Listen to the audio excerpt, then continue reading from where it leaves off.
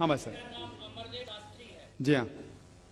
میرا سوال یہ ہے کہ اللہ ایک ہے، اس میں کسی کا جھگڑا نہیں ہے. اس کی عبادت کرنی چاہیے، اس میں کسی کا جھگڑا نہیں ہے. جھگڑا ہے لائف سٹائل کا، جھگڑا ہے کلچر کا، سنسکرتی کا. اور ہر مذہب اپنی سنسکرتی کو اللہ سے جوڑتا ہے کہ اللہ یہ کہہ رہا ہے. کیا اللہ ٹائم پر نئی نئی باتیں کہتا ہے، یا پرانے ٹائم میں جو کچھ کہہ دیا گیا ہے وہی سچ ہے، یا آگے فیوچر میں کچھ اور نئی باتیں بھی کہے گا؟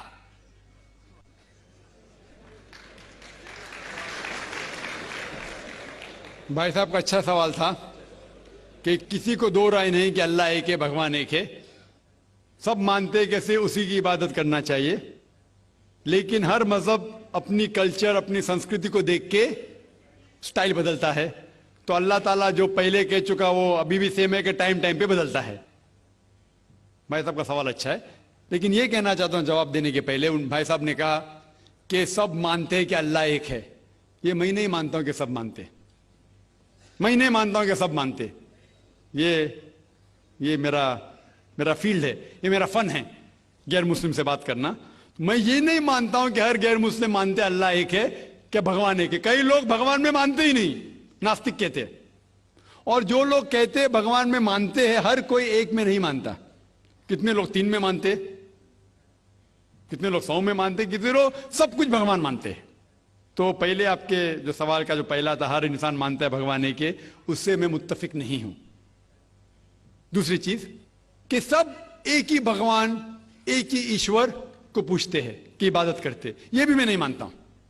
یہ بات ہے کہ اکثر لوگ مانتے ہیں کہ بھگوان ایک ہے، یہاں تک کہ تو صحیح ہے اکثر، سب نے اکثر، لیکن ایک ہی بھگوان کو پوچھتے یہ بالکل غلط ہے. سب لوگ ایک بھگوان کو نہیں پوچھتے. مثال کے طور پہ اکثر قرآن کی آیت ہے، قرآن کی آیت ہے کہ جو لوگ کہتے ہیں کہ ایک بھگوان کو مانتے ہیں لیکن اور کو بھی پوچھتے ہیں، اسے کہتے ہیں شرک. آپ پوچھیں گے عام انسان بھگوان ایک ہے، مالک ایک ہے بولیں گے، لیکن جا رہے پوچھ رہے بدھ کو پوچھ رہے، کبھی اس کو پوچھتے کبھی اس کو پوچھتے. تو یہ آپ اگر دھرم کی کتاب پڑھیں گے، بائبل پڑھو، وید پڑھو، یہ سب اس کی ممانعت ہے. یہ حرام ہے کہ کسی اور کو پوچھنا. اس کے باوجود دھرم کے ماننے والے اکثر دوسری چیز کو پوچھتے ہیں جو بالکل غلط ہے. تو یہ کہنا کہ انسان ایک ہی بھگوان میں مانتا ہے اور اسی کو پوچھتا ہے بالکل غلط ہے. آپ دیکھیں گے عام طور پہ جو فرق ہے کہ جو قرآن کی آیت ہے تعالیٰ الی کلمۃ سواء بین بینکم، آپس میں اس چیز پہ آؤ جو ہم اور آپ میں یکساں ہے. سب سے پہلی بات ہے اللہ نعبد الا اللہ، کہ ہم ایک ہی ایشور، ایک ہی بھگوان کی عبادت کریں. ایک ہی بھگوان میں ماننا کافی نہیں، ماننے کے علاوہ اسی کی عبادت کرنا اور کسی کی نہیں.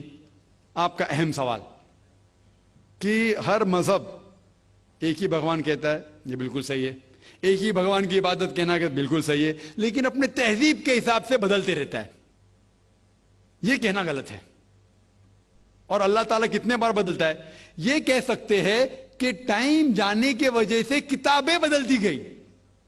اللہ کا جو پیغام ہے، بیسک پیغام، وہ سیم ہے، وہ بدلتا نہیں. کہ اللہ ایک ہے، ایک ایشور کی عبادت کرو، وہ بدلتا نہیں.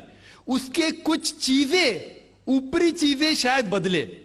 مثال کے طور پہ کس طریقے سے عبادت کرنا، ہم جس طریقے سے صلاح پڑھتے ہیں وہ 1400 سال پہلے محمد صلی اللہ علیہ وسلم پیغمبر کے ذریعے نازل ہوا. لیکن جو مین ہے کہ ایک ہی ایشور ہے، ایک ہی ایشور کی عبادت کرنا چاہے، وہ کبھی بھی نہیں بدلے گا. لیکن ٹائم جانے کی وجہ سے جو مذہبی کتابیں لوگ بدلتے گئے. اللہ تعالیٰ فرماتے قرآن میں سورہ بقرہ میں سورہ نمبر 2 آیت نمبر 79، فَوَيْلٌ لِّلَّذِينَ يَكْتُبُونَ الْكِتَابَ بِأَيْدِيهِمْ ثُمَّ يَقُولُونَ هَٰذَا مِنْ عِندِ اللَّهِ لِيَشْتَرُوا بِهِ ثَمَنًا قَلِيلًا فَوَيْلٌ لَّهُم مِّمَّا كَتَبَتْ أَيْدِيهِمْ وَوَيْلٌ لَّهُم مِّمَّا يَكْسِبُونَ. اس کی معنی ہے کہ لعنت ہے وہ لوگ پہ جو لوگ کتاب اپنے ہاتھ سے لکھتے ہیں اور کہتے ہیں اللہ کی طرف سے ہے. لعنت ہے ان کے اوپر جو کماتے ہیں، اور لعنت ہے ان کے ہاتھ کے اوپر. تو اللہ تعالیٰ فرماتے ہیں کہ کتابیں بدلی گئی ہے. تو جتنے مذہبی کتابیں ہیں آج کی تاریخ میں، ساری قرآن مجید کو چھوڑ کے، ولیم مور ایک کرٹک ہے، اسلام کے خلاف کتاب لکھتا ہے، بہت شدت سے اسلام کے خلاف ہے.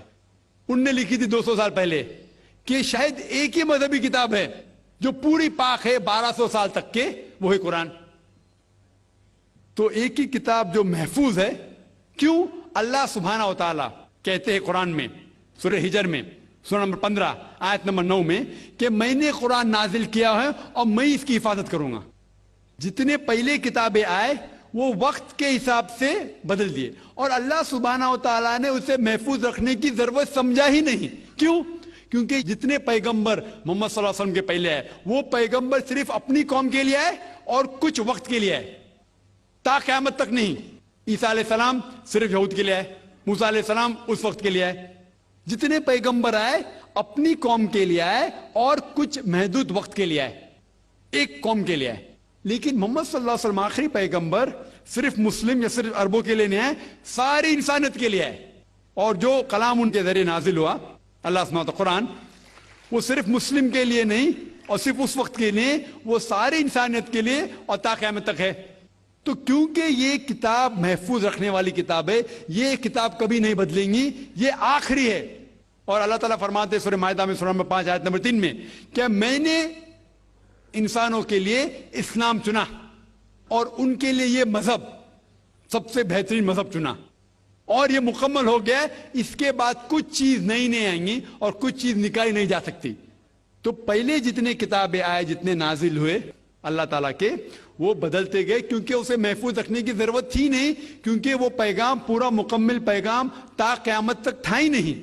لیکن آخری پیغمبر محمد صلی اللہ علیہ وسلم 1400 سال پہلے آئے، ان کا جو پیغام ہے اور جو کتاب نازل کی گئی قرآن، وہ تا قیامت تک ہونے والی تھی، اسی لیے اسے محفوظ رکھا گیا ہے. تو اللہ سبحانہ و تعالیٰ نے 1400 سال پہلے سمجھے کہ یہ وقت ہی صحیح ہے کہ انسانیت اس درجے پہ پہنچ گئی کہ وہ قرآن کو سمجھ سکے. آپ مجھے پوچھیں گے کہ قرآن پہلے کیوں نازل کیا، 1400 سال پہلے کیوں کیا، 10,000 سال پہلے کیوں نہیں کیا؟ تو میں کہوں گا کہ اللہ تعالیٰ ہمارا خالق ہے، وہ جانتا ہے کہ انسان کب کس چیز سمجھ سکے.